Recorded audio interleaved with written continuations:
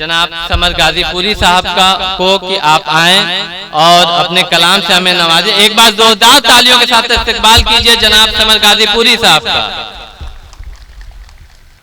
दोस्तों, दरियापुर बड़ा अच्छा नाम है, दरिया दिली का सबूत दीजिए। आज का बैनर मैंने देखा जिस पर लिखा हुआ है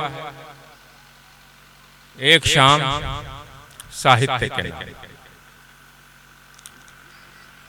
इस तरह के उन्वान के एकेडमिक प्रोग्राम होते हैं, लेकिन दरियापुर में जो लोग मौजूद हैं, जो उनकी कमेटी है, जो उनके ऑर्गेनाइजर हैं, उन्होंने महसूस किया कि किसी भी मुल्क की तरक्की में तालीम का, शिक्षा का बहुत बड़ा रोल होता है। और इस प्रोग्राम में जो आज के हमारे मेहमान खुसूसी हैं डॉक्टर नसीम अहमद साहब, जो BHU के हेड ऑफ डिपार्टमेंट भी रहे हैं, वो खुद एक तालीम याफ्ता शख्सियत है। आज के इस प्रोग्राम की सदारत एक ऐसी अजीम शख्सियत इल्म फन की कर रही है जिनको आप पहली बार अपने सामने पाएंगे, उनके कलाम को सुनेंगे। वो शख्सियत आबिद हाशमी साहब की है, जो इंटर कॉलेज के प्रिंसिपल थे, इसी साल रिटायर हुए। और इस प्रोग्राम को करने में बहुत से वकला और बहुत से लीडर्स का भी एक अहम रोल है। उससे भी ये साबित हो रहा है कि कराने वाली जो कमेटी है वो दानिश्वर तबके से ताल्लुक रखती है। इसीलिए आज के बैनर पर जो एक शाम साहित्य के नाम के उन्वान से प्रोग्राम हो रहा है, एकदम सटीक हो रहा है। और अभी हमारे छोटे भाई बता रहे थे कि यहाँ राकेश रथ तिवारी जी के परिवार के लोग भी हैं, उनकी नुमाइंदगी करने वाले लोग भी हैं। उन्होंने कई तालीमी इदारे यहाँ पे बनाए हैं, इंटर कॉलेज भी हो सकते हैं, हाई स्कूल भी हो सकते हैं, डिग्री कॉलेज। ये बहुत बड़ा काम है, समाज को शिक्षित करना और इल्म की शम्मा को रोशन करना।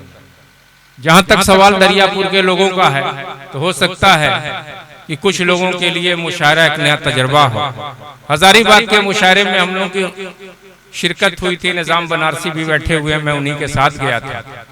निजाम बनारसी के बारे में मैं थोड़ी सी बात बताना चाहूंगा, हो सकता है नाज़िम मुशायरा वहां तक ना पहुंचे, कि इस लिस्ट में, इस मुशायरे की फहरिस्त अगर आप देखेंगे तो सबसे सीनियर शायर जो है वो निजाम बनारसी है। ये आपकी खुशनसीबी है कि वो एक ऐसा शायर जो हिंदुस्तान के कोने कोने में गया है, हैदराबाद हो, मद्रास हो, बंगलौर हो, कलकत्ता हो, बॉम्बे हो, कोई ऐसा बड़ा शहर नहीं जिस मुशायरे में उसने शिरकत नहीं की। और आपके लिए ये भी बाइसे फख्र व मसरत है कि वो एक ऐसी शख्सियत उसकी है कि दुबई के मुशायरे तक वो गया हुआ। इतना बड़ा नाम, इतना बड़ा चेहरा अगर दरियापुर में आ गया है तो समझिए कि कन्वीनर ऑर्गेनाइजर ने जरूर उससे माजरत की होगी कि निजाम बनारसी साहब, अगर आप मेरे मुशायरे में आ जाते तो दरियाबाद के लोग अपने दिल को अपनी आंखों के आपकी राहों में बिछा देते, आपका इस्तकबाल करते। आज निजाम बनारसी यहाँ पे मौजूद है। दोस्तों, बोलने के लिए बहुत कुछ है, लेकिन एक बात मैं और निजाम बनारसी के बारे में बताना चाहता हूं। मैं उनकी तारीफ नहीं कर रहा हूं, ये सच्चाई है कि उन्होंने एक शेर पढ़ा था बंगलौर या मद्रास के मुशायरे में कि अपनी धरती पे भी काम बहुत बाकी, अपनी धरती पे अभी काम बहुत बाकी है। ये मुनासिब नहीं, ये मुनासिब नहीं, तुम चांद पे जाओ यारो।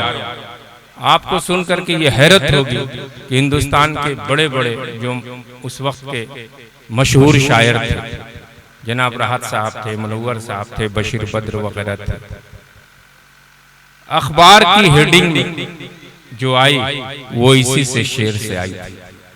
और ये बात मैं इसलिए कह रहा हूं कि उस मुशायरे के मेहमान खुसूसी उस वक्त के भारत के राष्ट्रपति APJ अब्दुल कलाम साहब थे, और वो निजाम बनारसी की पीठ थपथपा रहे थे।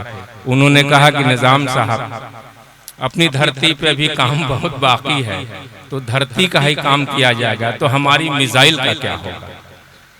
तो एक ऐसी शख्सियत इस डाइस में मौजूद है जनाब असफर बनारसी साहब वो भी यहाँ पर तशरीफ रखते हैं।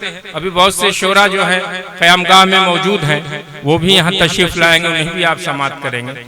ये कोई मौका नहीं है मुशायरा शुरू करने का। मान लीजिए आपके जो मुकामी मेहमान आए होंगे, जो आपके नेता आए होंगे, जिन्होंने आपको ताउन किया होगा, जिन्होंने हौसला किया होगा, उनका एजाज़ आपको करना चाहिए था। लेकिन छोटा दिन हो रहा है, ऐशा बाद ये प्रोग्राम आप करते, एक तसलसल चलता। जो लोग घर से आते खाली होके आते, असफर बनारसी साहब नमाज पढ़ने चले गए, बहुत से इसमें नमाजी हैं जो सोचेंगे नमाज के बाद सिलसिला शुरू होगा। तो एक तसलसल होना चाहिए, एक रब्त होना चाहिए, वो टूटना नहीं चाहिए। ये किसी का ऐसा मकाम नहीं है पढ़ने का कि समर गाजीपुरी से आप कहिए कि शेर सुनाइए, निजाम बनारसी से कहिए कलाम सुनाइए, आबिद हाशमी से कहिए कि सदारती खुतबा दे दीजिए, ये कोई मौका नहीं। लेकिन कराने वाले नए लोग हैं, धीरे धीरे तजर्बा हो जाएगा, सीख जाएगा। लेकिन मैं एक बात बता दूं कि जिन शोरा का भी इंतखाब हुआ है, जो भी शायर शायरात आए हैं, वो बड़े ही कामयाब शायर हैं। वो किसी भी मुशायरे में जाते हैं तो एक बहुत बड़ी जमात उनको सुनने के लिए आती है। वो शख्सियत रखते हैं। अख्तर इलाहाबादी यहाँ तशरीफ लाए हैं, रेहान हाशमी हैं, शहजादा कलीम हैं, जिनके निज़ामत से आप लुत्फ़अंदोज़ होंगे। बड़े अच्छे अच्छे शोरा का इंतखाब किया। गुले सबा यहाँ पे आ चुकी है, बहुत अच्छा आजकल पढ़ रही है। और भी लोग होंगे इनकी लिस्ट में, अपने हिसाब से इन्होंने जो भी किया। बहरकैफ मैं कोई शेर सुनाना इस वक्त नहीं चाहता हूँ, न मेरा ये वक्त है, न मेरा मिजाज है इस वक्त पढ़ने का।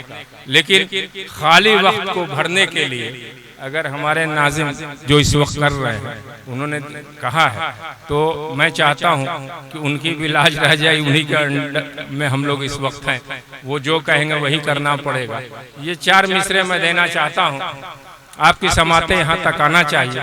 ये छोटे बच्चे हैं, ये नहीं समझ पाएंगे कि शायरी क्या होती है, वो तो तमाशा समझ के बैठे हुए हैं।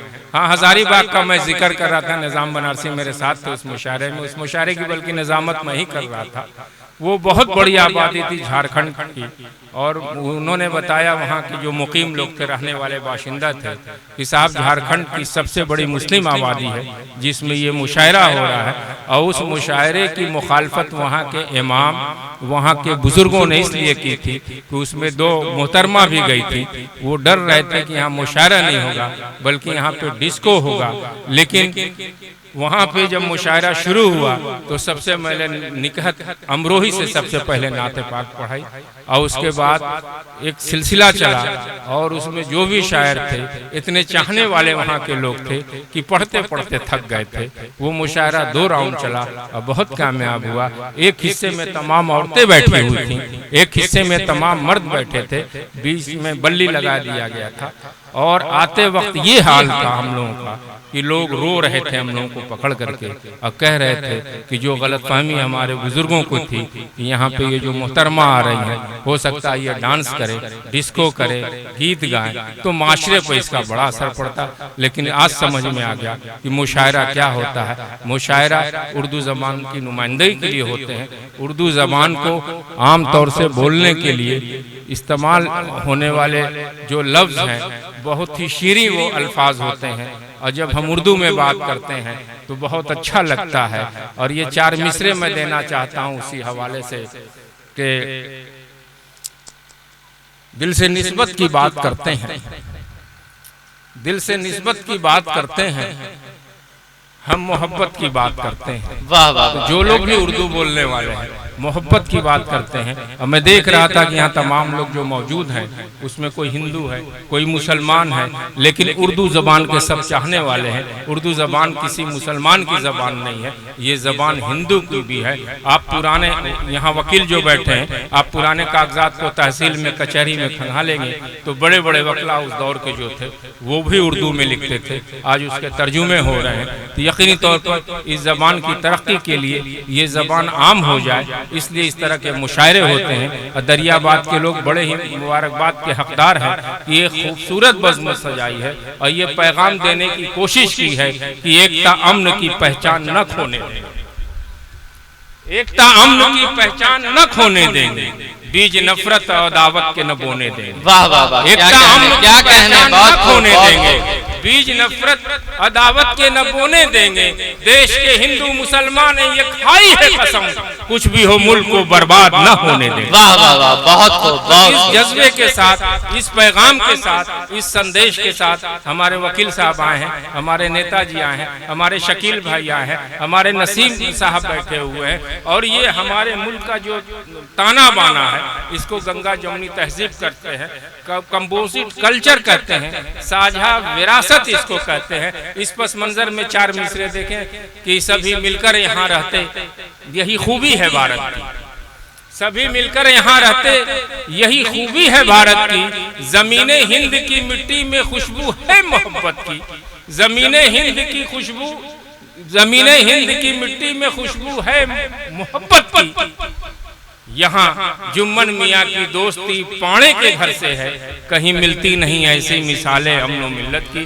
तो दोस्तों, ये हिंदुस्तान है, यहाँ मिल के रहा जाता है, यहाँ त्योहार एक साथ मनाते हैं, और जब त्योहार मनाने की बात आती है तो ये कहा जाता है कि प्यार के बोल से हम दिल को लुभा लेते हैं, प्यार के बोल से हम दिल को लुभा लेते हैं।